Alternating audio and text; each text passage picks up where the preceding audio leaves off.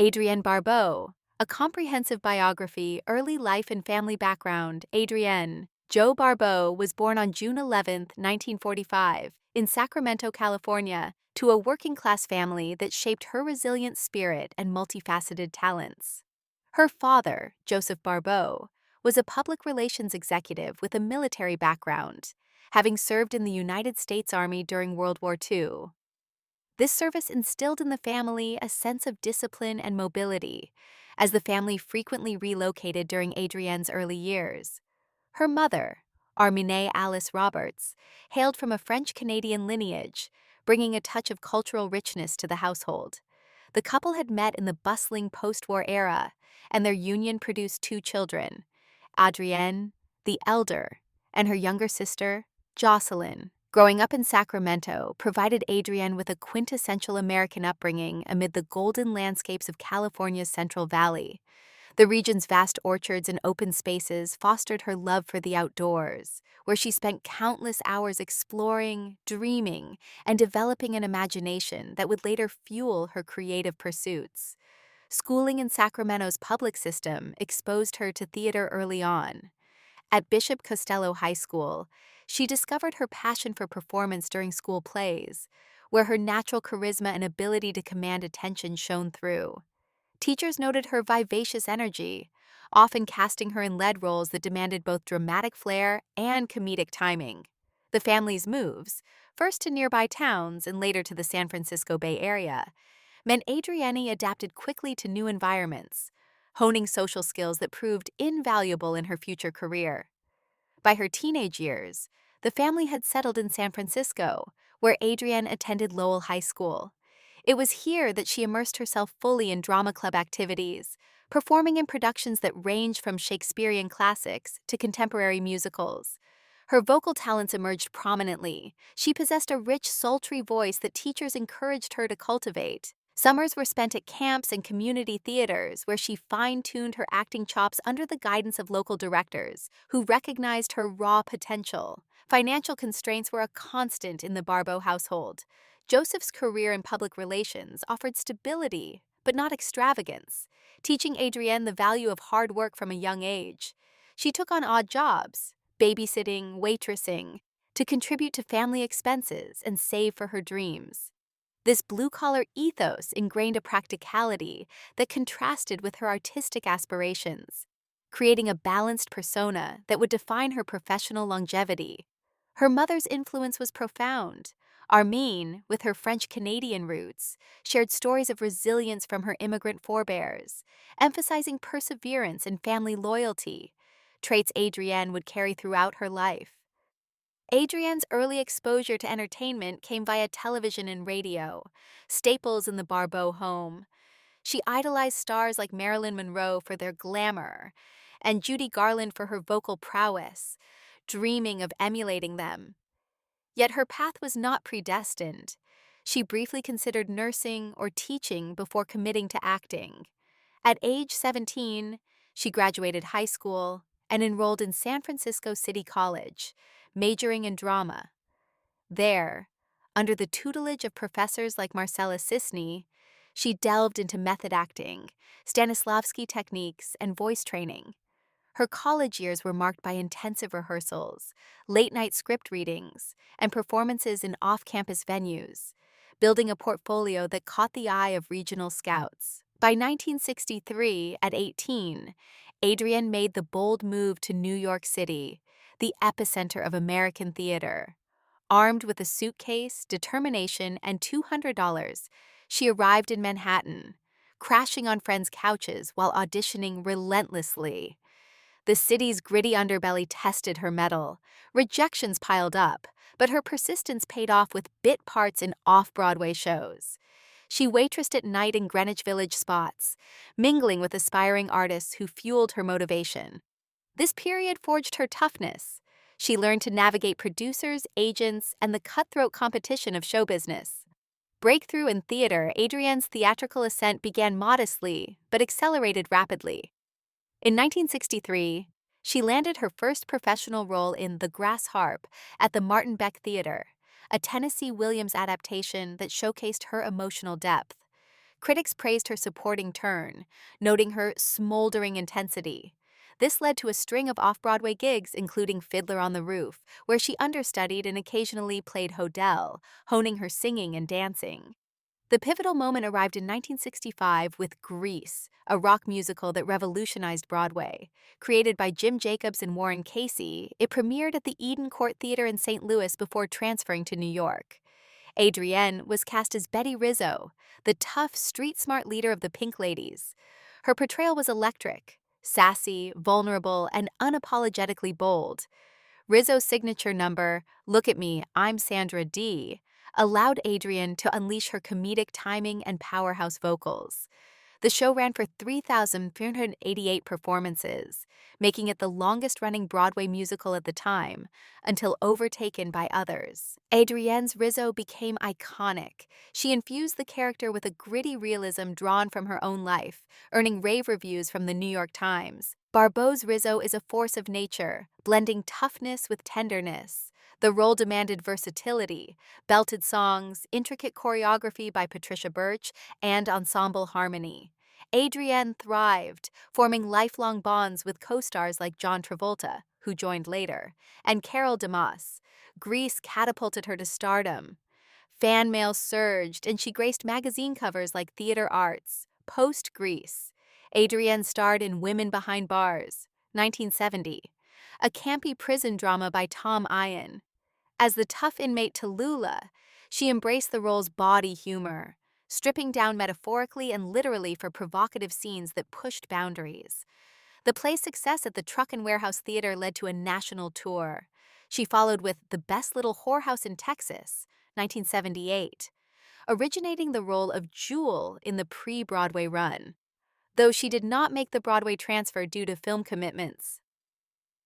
Her stage career extended to summer stock and regional theater. In the 1970s, she headlined The Fantastics as Louisa, bringing fresh pathos to the ingenue. She also toured with No No Nanette, dazzling audiences with her tap dancing and soprano range. Critics lauded her range, dramatic in The Killing of Sister George, comedic in Arsenic and Old Lace. Adrienne's theater work totaled over 50 productions, cementing her as a Broadway legend. Even in later decades, she returned for revivals, like Pippin in 2013, proving her enduring stage prowess. Transition to television and early fame television beckoned in the late 1960s. Adrienne debuted on The Edge of Night as a troubled teenager, showcasing her soap opera chops. Guest spots followed on The Andy Griffith Show, The Love Boat, and Fantasy Island, where her sultry allure fit perfectly. But her defining TV role came in 1972 with CBS's Maude, produced by Norman Lear. As Carol Traynor, the liberated daughter of B. Arthur's Maude Findlay, Adrienne embodied second-wave feminism. Carol was a single mother, divorcee, and free spirit, progressive for the era. The show tackled abortion, equal rights, and family dynamics with sharp wit. Adrienne's chemistry with Arthur was palpable. Their mother-daughter banter crackled. Episodes like Maude's Dilemma on abortion highlighted her dramatic range, while musical numbers revealed her talents. Maude ran 6 seasons, 1972 to 1978, earning Adrienne 2 Emmy nominations for Outstanding Supporting Actress in a Comedy Series, 1977, 1978. She won a Golden Globe nod too. Off-screen, she bonded with the cast, including Bill Macy and Conrad Bain. The role typecast her as the sexy daughter, but Adrienne leveraged it masterfully. Post-Maude, she guest-starred on The Love Boat, Match Game, and The Drew Carey Show, amassing over 100 TV credits. In the 1980s-1990s, voice work defined her animation career. As Catwoman in Batman the Animated Series, 1992-1995, her husky purr brought the character to life, earning Daytime Emmy acclaim. She reprised the role in The New Batman Adventures and films like Batman Beyond: Return of the Joker. Other voices included Harley Quinn Trials, though not the main, and roles in Duckman, Captain Planet, and Godzilla the Series. Her voice acting spanned 50-plus shows. showcasing versatility from villainous to maternal. Modern TV saw her in Deadwood, 2004-2006, as Jewel, the resilient madam, and 2.5 Men as the sassy neighbor. She recurred on Grey's Anatomy and The Big Bang Theory, playing formidable women. Recent credits include deliciousness and voice work in Scooby-Doo. Adrienne's TV legacy is prolific, blending comedy, drama, and voice mastery across 7 decades. Film career: from scream queen to character actress, film marked Adrienne's evolution from ingenue to icon. Her debut was The Fog, 1980, John Carpenter's horror classic. As Stevie Wayne, the Lighthouse DJ, she delivered a career-defining performance, seductive, terrified, iconic in the fog-shrouded finale. Carpenter cast her after seeing Maude, pairing her with Jamie Lee Curtis. The film's $21 million gross launched her genre stardom. 1981's Escape from New York saw her as a feisty passenger rescued by Snake Plissken, Kurt Russell. Her line readings dripped attitude, cementing her action heroine status. Swamp Thing, 1982, another Wes Craven film, cast her as Alice Cable, battling environmental horrors with Louis Jourdan. Though critically panned, it showcased her physicality and chemistry. The 1980s solidified her Scream Queen moniker. In The Next One, 1984, she played a mythical figure. Back to School, 1986, paired her with Rodney Dangerfield as a seductive professor, blending comedy and sensuality. Two Evil Eyes, 1990, a Poe anthology with Dario Argento and George Romero, featured her in the Black Cat segment. Oozing noir fatalism, 90s films diversified her portfolio. Cannibal Women in the Avocado Jungle of Death, 1989, was a cult comedy. The Convent, 1995, a horror throwback.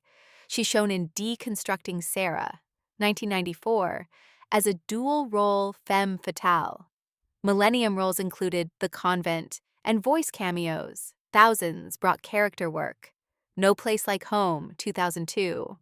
Ring of Darkness, 2004. She embraced horror in Ghosts of Goldfield, 2007, and The Memory, 2008. Reach for Me, 2008, with Kira Sedgwick, showed dramatic depth. Recent films: The Nurse, 2014, The Perfect Alibi, 2009, and Jimmy, 2013. Voice roles in Batman animations continued. With 100-plus films, Adrienne's career spans genres, proving adaptability from bombshell to matriarch. Literary achievements and creative writing beyond screens, Adrienne excelled as an author. Her 1991 memoir, There Are Worse Things I Could Do, chronicled her Grease and Maude years with humor and candor. It detailed body image struggles, typecasting, and triumphs, becoming a feminist touchstone. Publishers Weekly hailed it as witty and revealing. Novels followed: Love Mermaid, 1994, a quirky romance; Seduction, 1995, erotic thriller; A Cougar's Kiss, 2009, explored modern romance. With Michael Scott, she co-authored horror like Payback, 2017. Her output, memoir, novels, short stories, totals 10-plus books, blending autobiography with fiction. Adrienne's writing reflects her life's wit, resilience, and sensuality. Personal life: marriages, family, and relationships. Adrienne's personal life mirrors her public vibrancy, passionate, enduring, marked by love, loss, and growth. Her first marriage was to John Carpenter in 1979, the visionary director behind The Fog and Escape from New York. They met on Dark Star, set in 1974, bonding over horror and creativity. Their January 1, 1979 wedding was intimate, attended by industry friends. The union produced son John Cody Carpenter, born May 7, 1984, who pursued music production. Though professionally fruitful, collaborating on films, the marriage strained under Hollywood pressures. They divorced in 1984 amicably, prioritizing co-parenting. Adrienne later reflected fondly, "John gave me my greatest gift, our son." In 1985, she met Billy Van Zandt, actor-playwright, on the Big Apple set. They married September 12, 1987, in a private ceremony. Van Zandt, co-creator of Grease Offshoots, shared her theater roots. They welcomed twin sons Walker Stephen and William Dalton on March 17, 1997, via IVF after fertility challenges. Adrienne chronicled motherhood in her writings, embracing the joys and trials. The marriage endured 26 years, ending in divorce in 2013, attributed to career divergences. They remain friends, co-parenting amicably. Adrienne has spoken of therapy's role in healing. Post-divorce, she enjoyed romances, valuing independence. A breast cancer survivor, diagnosed 1991 mastectomy, she advocated awareness, founding support groups. Her Catholic upbringing informs her spirituality, blended with New Age practices. Family remains central. Sons Cody, musician, Walker, actor, and William, writer, mirror her talents. She cherishes grandmotherhood, though none yet. Philanthropy includes animal rights, PETA supporter, women's health, and arts education. Adrienne resides in Los Angeles, maintaining privacy while engaging fans via social media. Health challenges and advocacy. Adrienne's 1991 breast cancer diagnosis at 46 was a pivotal trial. A routine mammogram revealed high-grade DCIS. She opted for double mastectomy and reconstruction, foregoing chemo. Recovery was grueling, physical pain, emotional reckoning. But her humor prevailed. She documented it in There Are Worse Things, inspiring survivors. Post-recovery, she championed early detection, speaking at Susan G. Komen events and authoring guides. Her proactive stance saved lives. Fans credit her candor. At 78, she remains active, crediting yoga, diet, and optimism. Later, career and legacy. Adrienne's 21st century work thrives.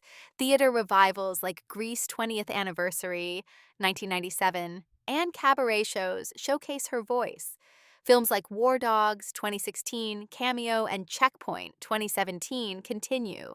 TV includes Madonna and the Wiener Man and voice in The Simpsons.